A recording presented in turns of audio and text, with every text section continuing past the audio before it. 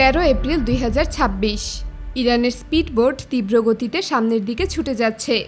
ভেতরে বসে রয়েছে ইরানের বিশেষ কমান্ডো ফোর্সের সদস্যরা। একসাথে 4টি স্পিডবোট এগিয়ে চলেছে, আর এই স্পিডবোটগুলোতে মোট 37 জন কমান্ডো অবস্থান করছে। তাদের পাঠানো হয়েছে একটি গুরুত্বপূর্ণ কারণ তাদের অনুমতি ছাড়াই তাদের সামুদ্রিক এলাকা দিয়ে একটি রহস্যময় জাহাজ অতিক্রম করছিল। জাহাজটি ঠিক কী নিয়ে যাচ্ছিল তা তারা বুঝতে পারেনি, কারণ জাহাজটির ট্রান্সপন্ডার সম্পূর্ণ বন্ধ ছিল। এ কারণে দ্রুত সিদ্ধান্ত নিয়ে ইরানের হাই কমান্ড এত বড় একটি টিম পাঠিয়েছে। এই ঘটনার শুরু আরও প্রায় 3 ঘন্টা আগে। আন্তর্জাতিক বিভিন্ন প্রতিবেদনে জানা যায়, ইরান তাদের হরমুজ প্রণালী পুরোপুরি নিয়ন্ত্রণে রেখে বন্ধ করে দিয়েছিল।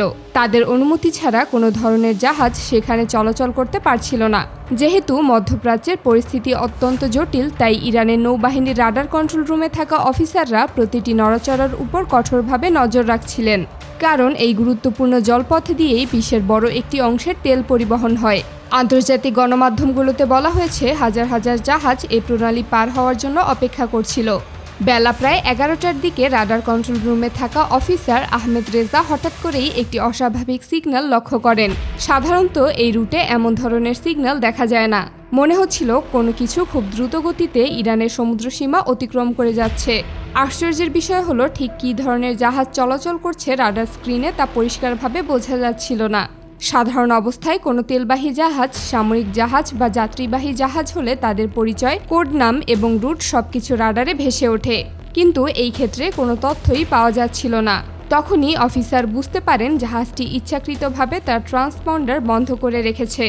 ট্রান্সপন্ডার বন্ধ থাকলে জাহাজের অবস্থান, ধরন, গন্তব্য কোনো কিছুই ঠিকভাবে জানা যায় না। এমনকি তাদের সঙ্গে সরাসরি যোগাযোগ করাও সম্ভব হয় না। এই পরিস্থিতিতে রাডার কন্ট্রোল রুমে থাকা অফিসাররা দ্রুত বুঝতে পারেন যে চুপচাপ বসে থাকার সুযোগ নেই এবং সঙ্গে সঙ্গে ব্যবস্থা নিতে হবে। এই অঞ্চলের সবচেয়ে কাছের এয়ারবেস অনেক দূরে থাকায় সেখান থেকে যুদ্ধ বিমান বা ড্রোন পাঠিয়ে নজরদারি করতে সময় লাগত। তাই দ্রুত পদক্ষেপ হিসেবে স্পিডবোট পাঠানোর সিদ্ধান্ত নেওয়া হয়। ইরানের এই স্পিডবোটগুলো কোনো সাধারণ স্পিডবোট নয়। বাইরে থেকে সাধারণ মনে হলেও এগুলোর গতি অত্যন্ত বেশি। এগুলো ঘন্টায় প্রায় 180 কিলোমিটার গতিতে চলতে পারে। কিছু ক্ষেত্রে এই ধরনের স্পিডবোটে স্বল্প দূরত্বের মিসাইল, মেশিনগান, এমনকি রকেটও বহন করা সম্ভব। 4টি স্পিডবোট সর্বোচ্চ গতিতে সেই অজানা জাহাজের দিকে এগিয়ে যায়। তারা জানত না এটি আসলে কী ধরনের জাহাজ, এর ভেতরে কি রয়েছে, কিংবা তাদের উপর কোনো আক্রমণ হতে পারে কিনা। এসব কথা মাথায় রেখেই কমান্ডো ফোর্স নিয়ে তারা এগিয়ে যেতে থাকে। জাহাজটির কাছে পৌঁছানোর আগে একাধিকবার সতর্ক সংকেত পাঠানো হয় থামার জন্য, কিন্তু কোনোভাবেই জাহাজটি থামার কোনো ইঙ্গিত দেয়নি। পরিস্থিতি গুরুতর হয়ে ওঠায় স্পিডবোটগুলো সরাসরি জাহাজের পাশে চলে যায়। এরপর কয়েকজন কমান্ডো দ্রুত জাহাজে উঠে পড়তে থাকে।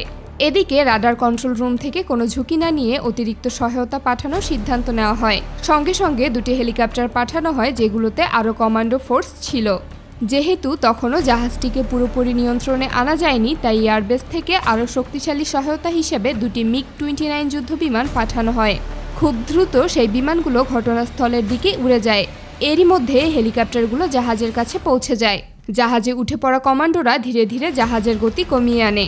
এরপর হেলিকপ্টার থেকে আরও কিছু কমান্ডো জাহাজের ডেকে নামানো হয়। সব মিলিয়ে প্রায় 2 ঘন্টা চেষ্টার মাধ্যমে অবশেষে জাহাজটিকে সম্পূর্ণভাবে থামাতে সক্ষম হয় তারা। এই ঘটনার খবর আন্তর্জাতিক গণমাধ্যমে ছড়িয়ে পড়লেও জাহাজটি কোন দেশের ছিল বা এটি কী বহন করছিল সে বিষয়ে এখনও বিস্তারিত কোনো তথ্য প্রকাশ করা হয়নি। ইরানের পক্ষ থেকে বলা হয়েছে, তাদের অনুমতি ছাড়া কোনো ধরনের জাহাজ তাদের সমুদ্র সীমায় ঢুকে পড়লে তারা তার কঠোর জবাব দেবে।